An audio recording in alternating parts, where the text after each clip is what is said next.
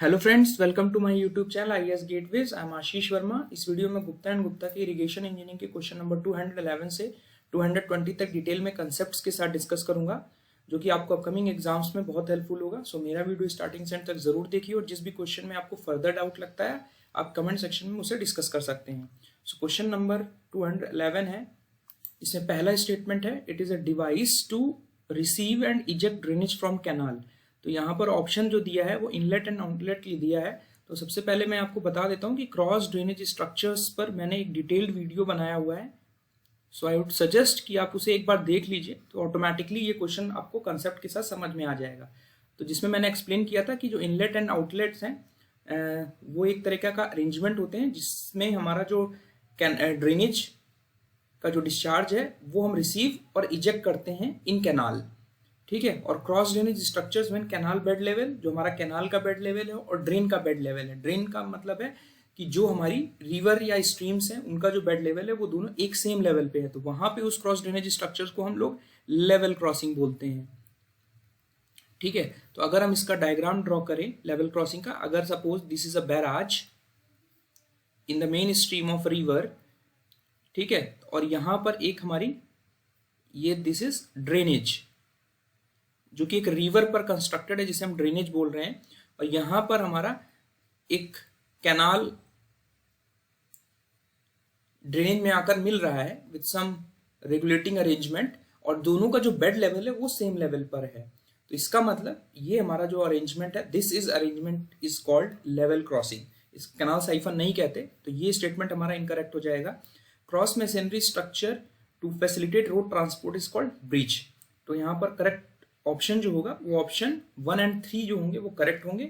और detailed video के लिए आप मेरे उस वीडियो को रेफर कर सकते हो। और यहाँ पर मैंने दिखाया हुआ है कि हमारी जो इनलेट एंड आउटलेट सिस्टम है जिसमें हमारा स्ट्रीम का डिस्चार्ज रिसीव हो रहा है और वापस से स्ट्रीम में वाटर कैनाल के थ्रू इजेक्ट किया जा रहा है। तो ये हमारा inlet and outlet cross drainage works होते हैं। उसके बाद हमारा नेक्स्ट क्वेश्चन है, यहाँ पर 3 hour unit hydrograph for a small catchment दिया हुआ है। ठीक है। यहाँ पर जो 3 आवर यूनिट हाइड्रोग्राफ का मतलब ये है कि जो हमारा यूनिट हाइड्रोग्राफ से जो रेनफॉल एक्सेस मिल रहा है वो हमारा 1 सेंटीमीटर है, जिसके corresponding over a period of time हमें आउटलेट पॉइंट पर डिस्चार्ज मिल रहा है। ठीक है। और जो ड्यूरेशन ऑफ स्टॉर्म है वो 3 आवर्स का है। जनरली हम प्रेफर करते हैं कि जो हमारा इंटरवल है आउटलेट पॉइंट पर रिकॉर्ड करने का वो हमारा उतना ही रहे जितना ड्यूरेशन की हम रेनफॉल कंसीडर कर रहे हैं। ठीक है। और यहां पर दिया हुआ है कि हमारा if the design storm produces the net rainfall depths of 4.6 centimetre and 3.5 centimetre, ये हमारी रेनफॉल एक्सेस एक ऐसा स्टॉर्म हमें डिजाइन करना है जहां पर जो रेनफॉल डेप्थ है, रेनफॉल डेप्थ का मतलब रेनफॉल एक्सेस जिसके करस्पॉन्डिंग हमें आउटलेट पॉइंट पर डिस्चार्ज मिल रहा है वो 4.6 सेंटीमीटर और 3.75 centimetre in successive unit periods. Successive unit periods का मतलब है कि 3.5 सेंटीमीटर हमारा 3 घंटे लैग में चलेगा, बिकॉज यहाँ पे 3 आवर यूनिट हाइड्रोग्राफ हमने लिया हुआ है। और बेस फ्लो जो है हमारा 2 मीटर क्यूब पर सेकेंड, और हमें पीक फ्लड फ्लो निकालना है। पीक फ्लड फ्लो का मतलब है कि हमारा फ्लड हाइड्रोग्राफ का ऑर्डिनेट निकालना है। तो इसके कंसेप्ट के बारे में मैंने पुराने वीडियोस में बहुत अच्छे से एक्सप्लेन किया है। मैं यहाँ पर न्यूमेरिकल आपको सॉल्व करके बता देता हूँ कि यहाँ पे जो ये ऑर्डिनेट है they are corresponding to 1 centimetre rainfall excess, कि हमारा जो आउटलेट पॉइंट है कैचमेंट एरिया का वहां पर जो डिस्चार्ज मिल रहा है वो 1 सेंटीमीटर यूनिफॉर्म डेप्थ जब होगी तो over a period of time जो हमें डिस्चार्ज मिलेगा वो ये मिलेगा। अब हमारा डिजाइन स्टॉर्म हमें जो कंसिडर करना है वहां पर जो हमारा रेनफॉल एक्सेस है, पहला जो रेनफॉल एक्सेस है दैट इज 4.6 सेंटीमीटर।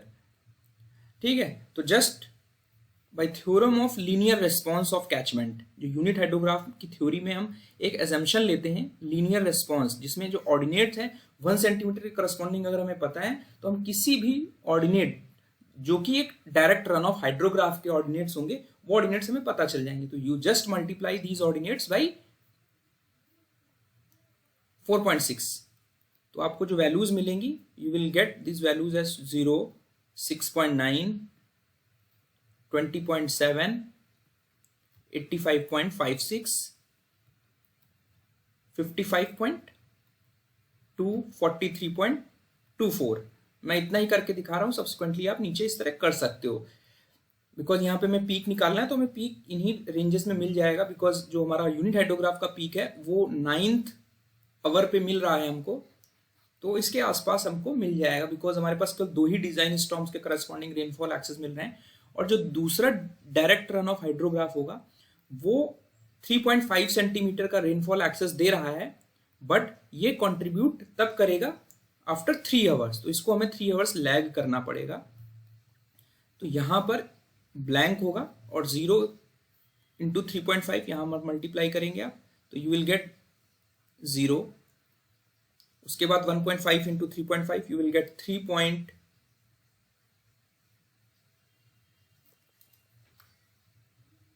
आपका सेकेंड ऑर्डिनेट जो आएगा 3.5 इंटू 1.5 इज 5.25। जो नेक्स्ट ऑर्डिनेट आएगा 4.5 into 3.5 you will gate 15.75। Next ordinate you will gate 65.1। Next ordinate you will gate 42.0। Next ordinate you will gate 32.9। यहां पर 3 घंटे लैग करेंगे, बिकॉज अगर हम इसको इस तरह समझें कि यहां पर एक हमारा हाइड्रोग्राफ है, आउटलेट पॉइंट पे ये डिस्चार्ज मिला और उसके 3 घंटे बाद हमारा दूसरा direct run off hydrograph contribute करना स्टार्ट करेगा। इस 3 घंटे में जो दूसरा रेनफॉल एक्सेस की करस्पॉन्डिंग जो डीआरएच है वो कंट्रीब्यूट नहीं करेगा, इसीलिए हम 3 घंटे का लैग कर रहे हैं, बिकॉज वो सक्सेसिव पीरियड्स में हो रहा है। ठीक है, तो जो टोटल हाइड्रोग्राफ जो बनेगा हमारा, जो फ्लड हाइड्रोग्राफ या direct run off hydrograph due to these, वो ये बनेगा। तो यहां पर you have to just add these ordinates.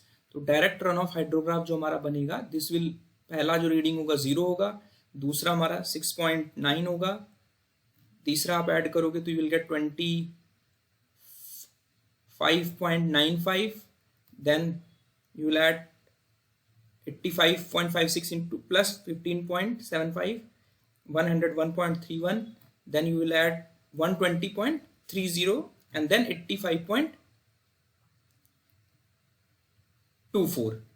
ठीक है, तो ये हमारे डिस्चार्ज हमने ऐड कर दिए। तो हमें जो डायरेक्ट रन ऑफ हाइड्रोग्राफ मिला उसमें जो मैक्सिमम वैल्यू मिल रही है आप देख रहे हो कि 100.31 मिल रहा है, करस्पॉन्डिंग टू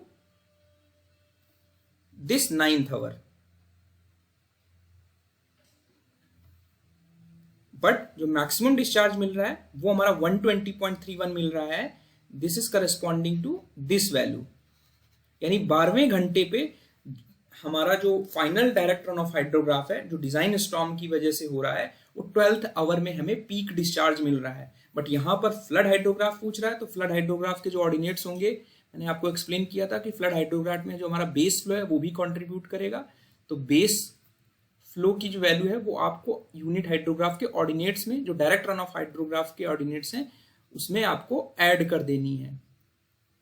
तो यू ऐड 20, यहां पर आपका 2 क्यूबिक मीटर पर सेकेंड है डिस्चार्ज, तो सब में आप 2 cubic metre per second add कर देंगे तो हमारा जो पीक डिस्चार्ज आएगा वो 122.30 मीटर क्यूब पर सेकेंड आएगा।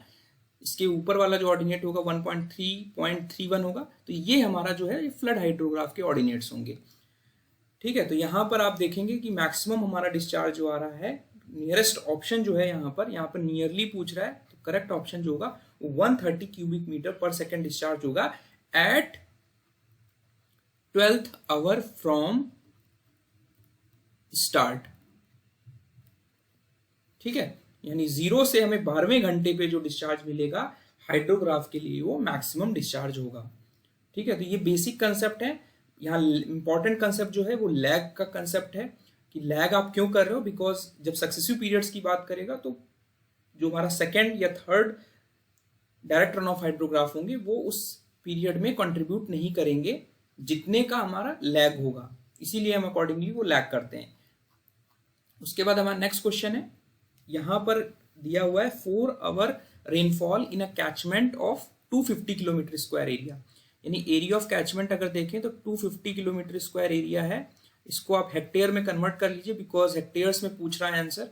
तो you get 250 into 10⁶ metre square, और 1 हेक्टेयर में हमारा 10⁴ मीटर स्क्वायर एरिया होता है। यू जस्ट डिवाइड, तो तो 250 इंटू 10⁻² मीटर यानी हेक्टेयर्स आपका एरिया आ जाएगा।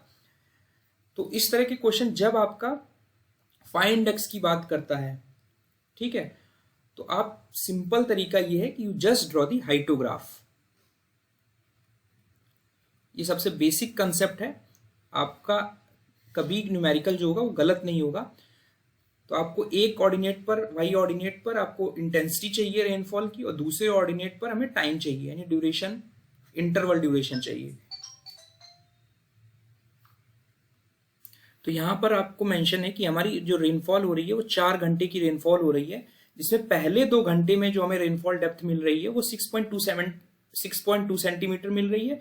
इसका मतलब ये हुआ कि 0 से 2 घंटे के बीच में जो रेनफॉल डेप्थ है 6.2 सेंटीमीटर, उसके करस्पॉन्डिंग हमारी इंटेंसिटी कितनी हो जाएगी, duration depth of rainfall divided by जो हमारी ड्यूरेशन ऑफ रेनफॉल है। तो you will get 3.1 centimetre per hour as the intensity of rainfall. तो इसको आप जस्ट प्लॉट कर लेंगे ग्राफ पे, तो you will get this I1।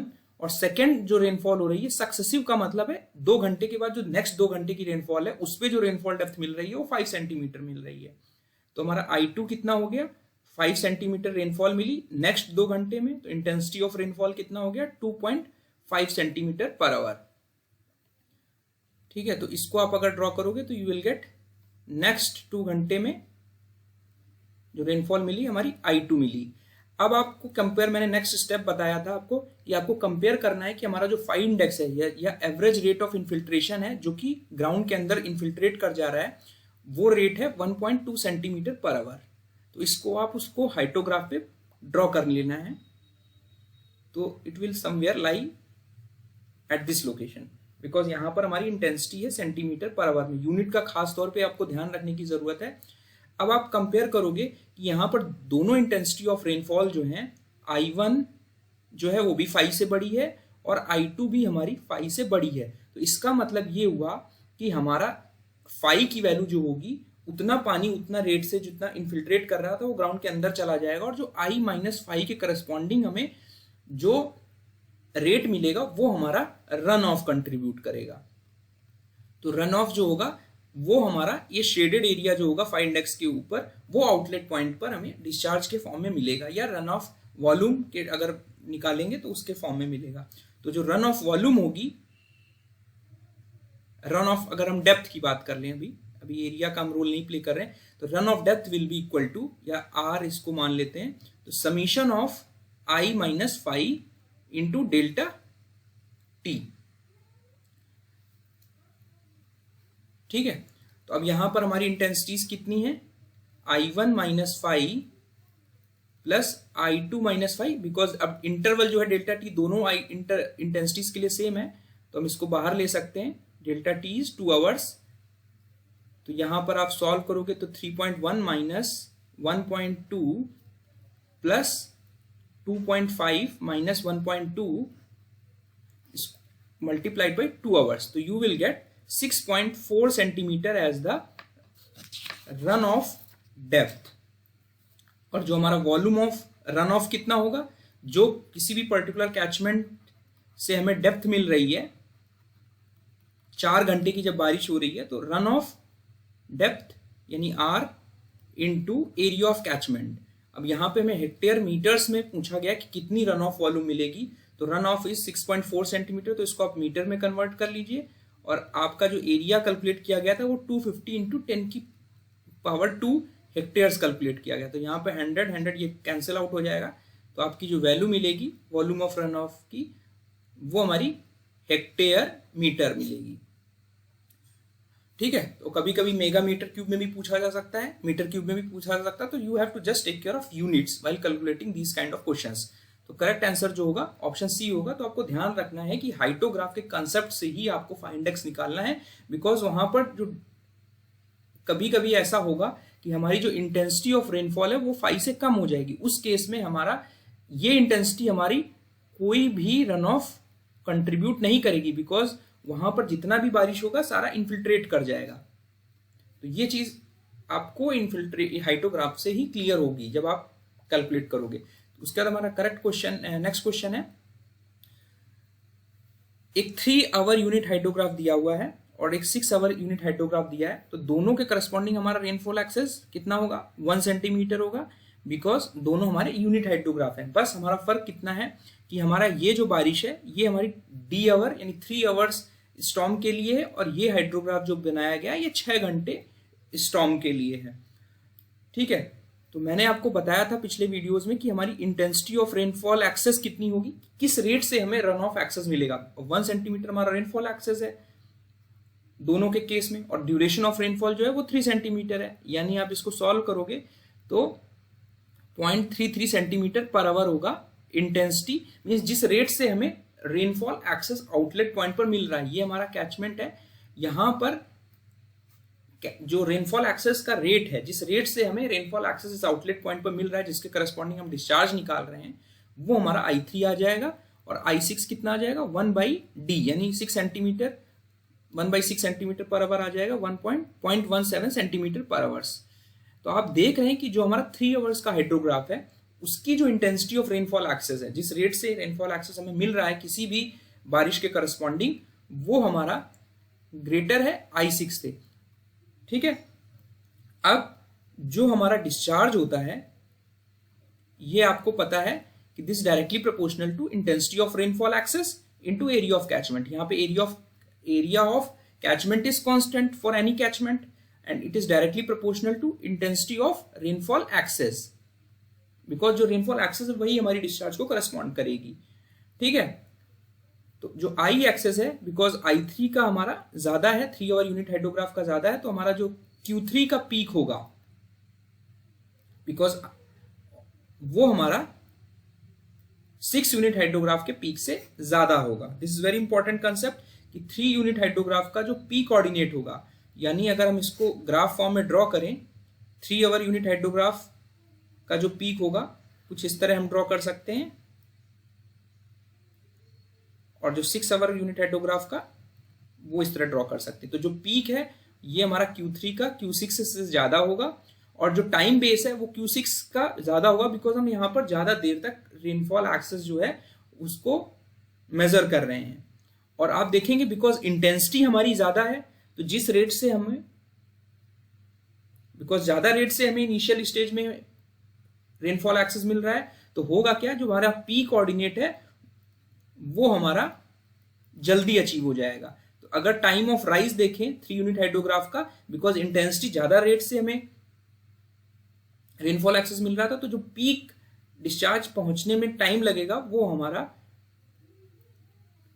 3 unit hydrograph के लिए कम होगा as compare to 6 hour unit hydrograph के लिए जो हमारा टाइम ऑफ राइज होगा। तो आप ये कह सकते हो कि time of rise is less because intensity of 3 hour unit hydrograph का जो रेनफॉल एक्सेस का रेट है वो हमारा ज्यादा है, तो हमें टाइम ऑफ राइज यानी पीक तक पहुंचने के लिए कम टाइम लगेगा, और जो पीक कोऑर्डिनेट होगा वो हमारा ज्यादा होगा एज कंपेयर टू लेटर यानी 6 आवर यूनिट हाइड्रोग्राफ से। तो करेक्ट आंसर जो होगा वो ऑप्शन सी है। तो आप हमेशा बेसिक कंसेप्ट से इस तरह के क्वेश्चन को आंसर करें, रटने की जरूरत नहीं है आपको। उसके बाद हमारा नेक्स्ट क्वेश्चन है, as per recommendations of Indian standards the shape of lined canal is.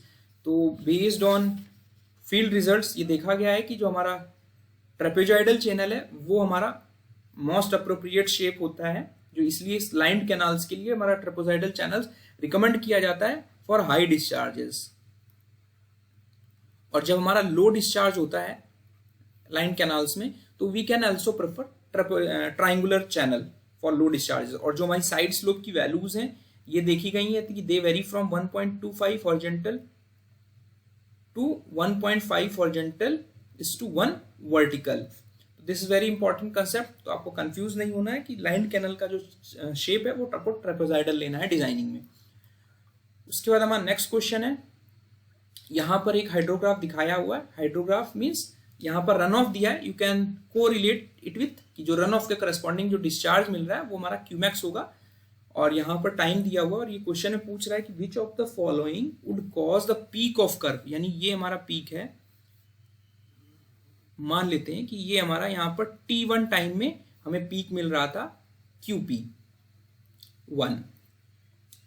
अब ये बोल रहा है कि इनमें से कौन से ऐसे फैक्टर्स हैं जिससे हमारा जो पीक ऑफ कर्व है वो हमारा राइट में शिफ्ट हो जाएगा। तो ये हम मान लेते हैं कि ये रेफरेंस पॉइंट है 0, इधर हमारा ये राइट है और इधर हमारा लेफ्ट है। अब बात करते हैं कि पहला है कि length of overland flow is more. सबसे पहले मैं आपको एक कंसेप्ट बता देता हूं कि ये एक अगर हमारा एक कैचमेंट है, ठीक है, यहां पर हम डिस्चार्ज को मेजर कर रहे हैं, ये हमारा इस पे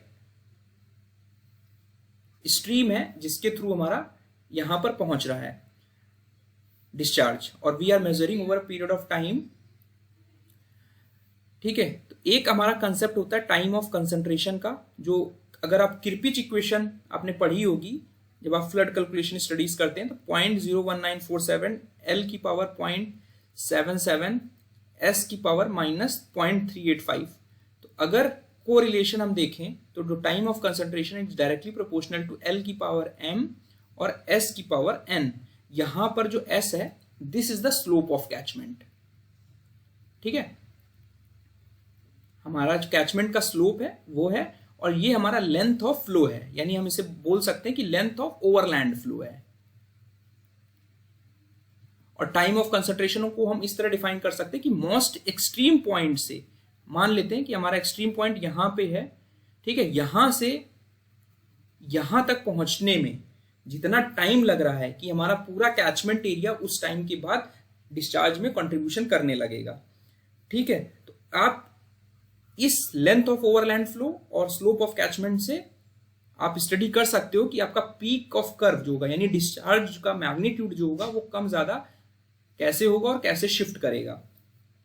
तो यहां पर बोल रहा है कि when the length of overland flow is more, यानी अगर यहां पर L जो है वो आप बढ़ा देते हैं, ठीक है, तो लेंथ ऑफ ओवरलैंड अगर आप बढ़ा देंगे तो होगा क्या, हमारा टाइम ऑफ कंसंट्रेशन बढ़ जाएगा। यानी टाइम ऑफ कंसंट्रेशन का बढ़ने का मतलब ये है, इसको आप मान लेते हैं कि T1 यानी TC के करस्पॉन्डिंग T1 एक टाइम था जब हमें QP1 डिस्चार्ज मिल रहा था।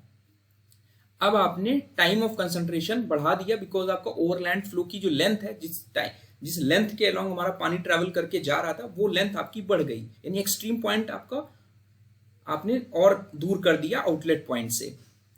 तो होगा क्या, हमें ज्यादा देर से डिस्चार्ज मिलना स्टार्ट होगा, means it will take more time because time of concentration बढ़ गया, तो हमें लेट से जो पीक डिस्चार्ज है वो लेट मिलेगा, यानी हमारा जो T1 है वो हमारा बढ़ जाएगा, T2 तक पहुंच जाएगा। ठीक है, और जो पीक डिस्चार्ज है वो हमारा QP2 होगा जो T2 टाइम पर मिलेगा, बिकॉज हमारा टाइम ऑफ कंसंट्रेशन बढ़ गया है, हमें ज्यादा देर बाद आउटलेट पॉइंट पे पीक डिस्चार्ज मिलेगा। तो हमारा इसको आप इस तरह ड्रॉ कर सकते हो, यहां पर आपका ये QP2 हो गया और यहां पर जो टाइम है वो T2 हो गया। तो T2 is greater than T1 because हमारा लेंथ ऑफ ओवरलैंड फ्लो बढ़ गया और आपका पीक जो है वो शिफ्ट हो गया। तो हमारा यहां पर कर्व जो हो गया शिफ्ट हो गया ऑप्शन स्टेटमेंट 1 से। दूसरा है कि स्लोप ऑफ लैंड सरफेस, यानी जो कैचमेंट एरिया का जो सरफेस है उसका स्लोप अगर आप कम कर देते हैं, ठीक है, अगर स्लोप यहां पर कम कर रहे हैं आप, तो हमारा क्या होगा, वापस से टाइम ऑफ कंसंट्रेशन बढ़ जाएगा, तो वापस से हमें ज्यादा टाइम लगेगा आउटलेट पॉइंट पहुंचने में। तो आउटलेट पॉइंट पहुंचने में ज्यादा टाइम लगेगा, तो इसका मतलब हमें पीक डिस्चार्ज लेट मिलेगा। तो वहां पे सेम कंडीशन होगी, तो हमारा लेंथ ऑफ ओवरलैंड फ्लो ज्यादा होगा या स्लोप ऑफ कैचमेंट कम होगा। तो दोनों केस में हमारा जो कर्व का पीक है वो देर से मिलेगा। इट मींस जो कर्व है वो हमारा राइट में शिफ्ट हो जाएगा due to shifting of peak discharge. दूसरे तरीके से आप ये कह सकते हो कि जब आप स्लोप की बात करते हैं, तो जब स्लोप बढ़ाते हैं तो हमारा जो हाइड्रोग्राफ का रिसेशन लिम्ब है वो हमारा स्टीप हो जाता है। ये हमारी रिसेशन लिम्ब है, ये हमारी स्टीप हो जाएगी स्लोप क्योंकि हम बढ़ा रहे हैं। और होगा क्या, there will be a quicker depletion of storage. जो भी रेनफॉल हमारी ड्यूरेशन ऑफ स्टॉर्म में हमारी रेनफॉल डेप्थ जो एक्युमुलेट हो रही है रेनफॉल एक्सेस, वो हमारा क्विकर रेट से डिप्लीट होगा बिकॉज हमारा स्लोप आपने बढ़ा दिया। तो उसकी वजह से क्या होगा, आपका टाइम बेस भी रिड्यूस हो जाएगा। This is one another aspect of increasing the slope. ठीक है, और दिस इज अनदर स्कोप कि पैरामीटर की स्लोप ऑफ कैचमेंट से कैसे हमारा जो कर्व है वो राइट में शिफ्ट हो रहा है। अब थर्ड स्टेटमेंट है when run of is more. Run of का मतलब है जो रन ऑफ एक्सेस मिल रहा है जिसके करस्पॉन्डिंग आप डिस्चार्ज मेजर कर रहे हो, अगर ये वैल्यू आपकी ज्यादा होगी, when run of is more, तो होगा क्या हमारा, हमें जब आपका रन ऑफ ज्यादा हो जाएगा तो हमें जो डिस्चार्ज है वो उसका जो मैग्नीट्यूड है वो हमारा जल्दी अचीव हो जाएगा। तो हमारा उस केस में कर्व क्या होगा, this will shift like this,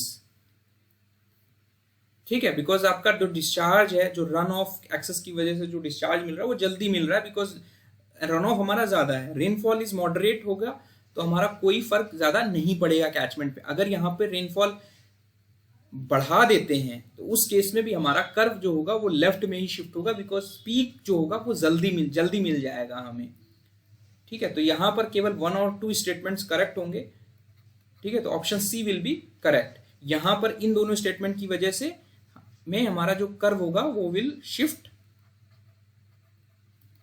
to the left, because हमारा जो पीक मैग्नीट्यूड है वो जल्दी अचीव हो जाएगा। उसके बाद हमारा नेक्स्ट क्वेश्चन है, यहां पे मैच द फॉलोइंग करनी है। तो लैंड कैपेबिलिटी जो है US bureau of reclamation qualification, जिसमें हम अपने सॉइल और इरिगेशन वाटर का क्लासिफिकेशन करते हैं, C1 S1 C2 S2, जो हमारा इरिगेशन वाटर की रिक्वायरमेंट है। जो सैंडी सॉइल है दिस इज सुटेबल। हाँ, जब हम ड्रिप इरिगेशन करते हैं, ड्रिप इरिगेशन का मैं आपको कंसेप्ट बता देता हूं कि हम इसमें जहां पर वाटर स्कार्सिटी होती है हमारे पास, वहां पर हम वाटर को क्या करते हैं, डायरेक्टली प्लांट की रूट्स में अप्लाई करते हैं, सो दैट जो लॉसेज हो वो हमारे मिनिमम हो, ठीक है। और this type of irrigation is called trickle irrigation. तो जहां पर हमारी सैंडी सॉइल्स हैं, जैसे कि हमारे राजस्थान में आपको वहां पर पानी की स्कार्सिटी रहती है, तो in sandy soils we prefer drip irrigation या trickle irrigation system too, so that जो लॉसेज हो वो हमारे मिनिमम हो और हमारा जो पानी हो हम डायरेक्टली रूट्स में अप्लाई करें, ठीक है। तो दूसरा मेथड है हमारा Blaney Criddle method. This is a method for determining the consumptive use of crops, जिसमें हम जो प्लांट्स की रिक्वायरमेंट है, पुराने वीडियोस में मैं ऑलरेडी बात कर चुका हूं कंजम्पटिव यूज की, जिसमें इवापोरेशन और ट्रांसपिरेशन लॉस के करस्पॉन्डिंग हम वाटर रिक्वायरमेंट निकालते हैं कि फॉर अ पर्टिकुलर क्रॉप। तो यहां पर हमारे पास 3 मेथड्स अवेलेबल हैं, ब्लैनी-क्रेडल मेथड, एक हमारा Hargreaves class A pan method is there, एक हमारा Penman's equation is there, which are used for determining the consumptive use। ये तीनों मेथड्स हमारे कंजम्पटिव यूज ऑफ इरिगेशन यानी फॉर पर्टिकुलर क्रॉप निकालने की जरूरत पड़ती है। और हमने यहाँ पे एक फॉर्मूला दिखाया हुआ है, इसकी जगह आप अगर मंथ के टर्म्स में देखें तो KP/40 1.8T + 40 ये आपको बुक्स में मिलेगा। इसमें जो T है हमारा, this is mean monthly temperature in degree Celsius. K हमारा जो है this is a crop factor, और जो P है this is the mean monthly percentage of total annual time hours obtained from table 1। एक स्टैंडर्ड टेबल दी है for give, उसमें depending upon the location and month हमारा mean monthly percentage of total annual day time hours दिए हुए हैं। तो वहां से आपको वैल्यू लेनी है।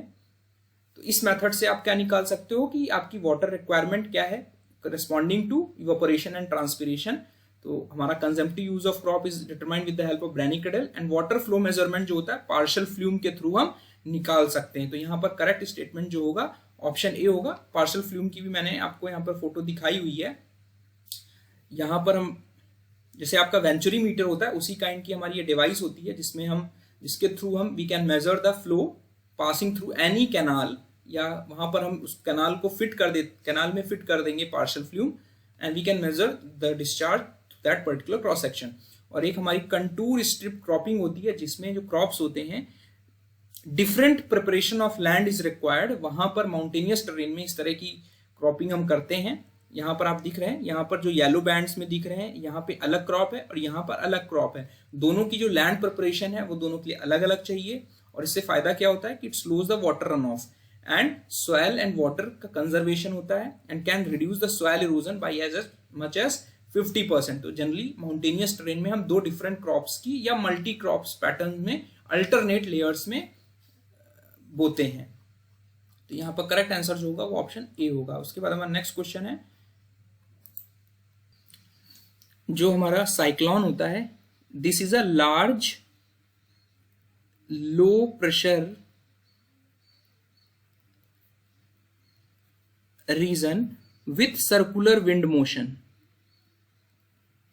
ठीक है, एक लो प्रेशर रीजन बनता है विथ सर्कुलर विंड मोशन, उसे हम क्या कहते हैं, साइक्लोन कहते हैं। तो साइक्लोन को हम बेसिकली टू कैटेगरीज में डिवाइड कर सकते हैं। एक हमारा होगा ट्रॉपिकल साइक्लोन और दूसरे टाइप का हमारा साइक्लोन होगा, this is called extra tropical cyclone. Tropical cyclone जो होता है, इसको इंडिया में हम सिंपली साइक्लोन बोलते हैं। जो इंडिया में हमारे साइक्लोन्स आते हैं दैट आर ट्रॉपिकल साइक्लोन्स, और इन्हीं ट्रॉपिकल साइक्लोन्स को हम यूएसए वगैरह में हरिकेन्स कहते हैं और टाइफून्स इन साउथ ईस्ट एशिया में कहते हैं। तो दीज ट्रॉपिकल साइक्लोन्स की क्या प्रॉपर्टी होती है, these are some kind of wind systems with intentionally strong depressions, जहां पे जो मीन सी लेवल पर जो प्रेशर है वो हमारा रिड्यूस होकर लेस देन अप्रोक्सीमेटली 915 मिली बार से नीचे चला जाता है, जो मीन सी लेवल पे जो प्रेशर है। ठीक है, तो अगर हम इसका ग्राफिकल तरीके से बात करें तो भी मैं बता दूंगा। और जो सेंटर पोर्शन है, ठीक है, इसको हम क्या कहते हैं, this is I of the tropical cyclone, जिसकी जो डिस्टेंस कवरेज होती है वो 10 to 15 किलोमीटर इन डायमीटर होती है। और जो एक्सटेंट होता है इस पूरे ट्रॉपिकल साइक्लोन का, जो एक्सटेंट हम कह सकते हैं, this is around 100 to 200 kilometre square area में होता है and this is in diameter. तो नॉर्दर्न हेमिस्फीयर में आप देख रहे हैं, ये एक्चुअल इमेज है सैटेलाइट से ली हुई। तो यहां पर जो विंड का डायरेक्शन होता है नॉर्दर्न हेमिस्फीयर में, this is anti clockwise. Clock जिस डायरेक्शन में चलती है उसके अपोजिट डायरेक्शन में चल रही है and this is I is a centre of very low pressure area. यहां पर जो ट्रॉपिकल साइक्लोन है, this is a low pressure with anti clockwise winds in a northern hemisphere. Southern hemisphere में reason तो हमारा लो प्रेशर का रहेगा, उस विंड का डायरेक्शन जो है वो हमारा क्लॉकवाइज हो जाएगा।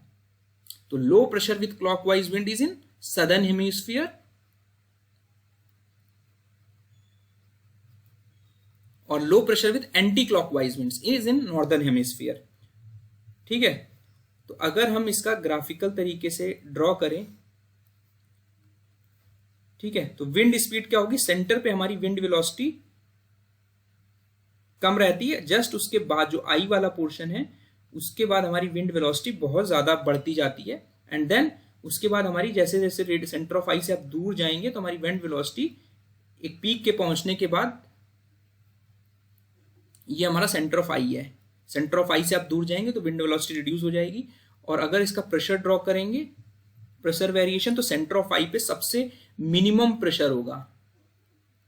और अगर हम इंटेंसिटी ऑफ रेनफॉल की बात करेंगे तो जो हमारा सेंटर ऑफ आई वाला पोर्शन है वहां पे हमें मैक्सिमम इंटेंसिटी ऑफ रेनफॉल का सबसे ज्यादा बारिश जो है वो हमारी इस पर मिलेगी। तो ये हमारा इंटेंसिटी ऑफ रेनफॉल का वेरिएशन है with respect to radial distance. और यहां पर हमारे वेरियस पैरामीटर्स लिए, तो very important concept is there, exam में पूछा जा सकता है। तो ये हमारा इंटेंसिटी का वेरिएशन है, सेंटर ऑफ आई पे में मैक्सिमम रेनफॉल मिल रही है, और जो प्रेशर वेरिएशन है हमारा सेंटर ऑफ आई पे मिनिमम प्रेशर है, और हमारी विंड्स नॉर्दर्न हेमिस्फीयर में एंटी क्लॉकवाइज चल रही हैं। और जैसे जैसे आप दूर जा रहे हो सेंटर ऑफ आई से, तो आपकी जो विंड वेलोसिटी है वो रिड्यूस होती जा रही है। और wind velocity at the centre of eye जो मैक्सिमम हमें मिलती है 200 kmph तक की वेलोसिटी हमारे ट्रॉपिकल साइक्लोन्स में just outside of the centre of eye हमें मिलती है। ठीक है, और जो हमारे ये वाला ऑप्शन सी है, these are correct for anticyclones, जिसमें हमारी जो सेंटर पर हाई प्रेशर होगा with clockwise winds in the northern hemisphere. तो यहां पर करेक्ट ऑप्शन जो होगा वो बी होगा।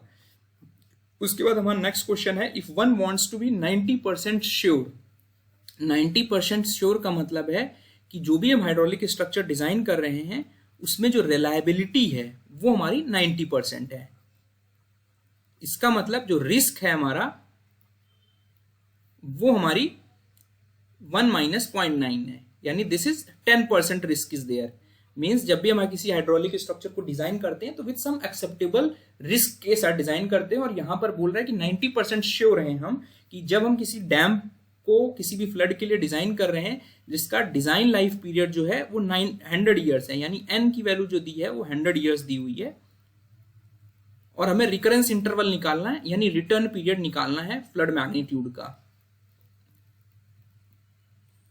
ठीक है, तो हमारा जो रिस्क की अगर आप डेफिनेशन देखेंगे तो कोई भी फ्लड जिसके लिए डिजाइन फ्लड है उस मैग्नीट्यूड से ज्यादा या उसके बराबर का मैग्नीट्यूड का flood at least once in n successive years में आ सकता है। ये हमारी रिस्क की डेफिनेशन होती है। तो in terms of probability it can be expressed as 1 minus 1 upon T की पावर एन।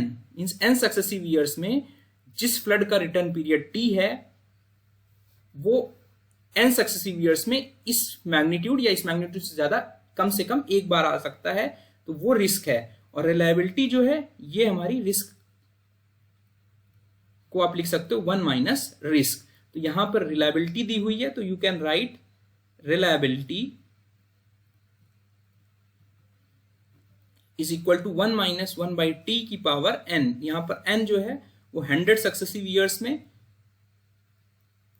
हमारा जो फ्लड मैग्नीट्यूड है इस मैग्नीट्यूड या इससे ज्यादा का मैग्नीट्यूड का एक बार भी नहीं आएगा। ये हमारी रिलायबिलिटी है। तो यहां पर reliability is 0.9, 1 minus 1 by T की पावर 100। इसको आप सॉल्व करोगे तो यू विल गेट 1 माइनस 0.9 की power 0.01 is equal to 1 by T. इसको आप जब सॉल्व करोगे तो you will get approximately T is equal to 909 years, यानी फ्लड का जो रिटर्न पीरियड या रिकरेंस इंटरवल है वो हमारा अप्रोक्सीमेटली से 1000 ईयर्स। मींस 100 साल में एक बार ऐसा होगा, यानी सॉरी 1000 साल में एक बार ऐसा होगा कि ये जो 100 ईयर्स के लिए जो आप डिजाइन फ्लड ले रहे हैं वो उस मैग्नीट्यूड से या उस मैग्नीट्यूड से ज्यादा का 10% चांसेस हैं कि वो 1000 सालों में 100 सालों में एक बार उस मैग्नीट्यूड से ज्यादा या ज्यादा का आएगा।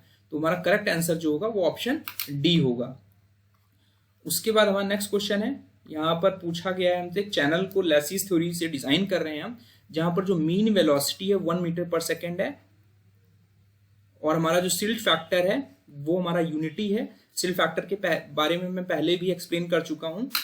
अगर आपको सिल्ट फैक्टर नहीं दिया हुआ है तो you have to take this formula, जहां पे जो मीन पार्टिकल साइज है वो आपको सब्स्टिट्यूट करना है, इन mm में आपको ध्यान रखना सब्स्टिट्यूट करना है। तो सिल्ट फैक्टर जो है वो यूनिटी आ जाएगा आपका, और जो हमारा हाइड्रोलिक मीन डेप्थ है या हाइड्रोलिक रेडियस है उसको आप r से लिख सकते हो, that is expressed as 5/2 v²/f। तो यू पुट दीज वैल्यूज 1/1, तो यू विल गेट 2.5 मीटर। इसको आप हाइड्रोलिक मीन डेप्थ भी बोल सकते हो, हाइड्रोलिक मीन रेडियस भी बोल सकते हो। तो करेक्ट ऑप्शन जो होगा ऑप्शन ए होगा। आई होप मेरा वीडियो आपको पसंद आया होगा। इस तरह की वीडियोज में फर्दर बनाता रहूंगा। Thank you.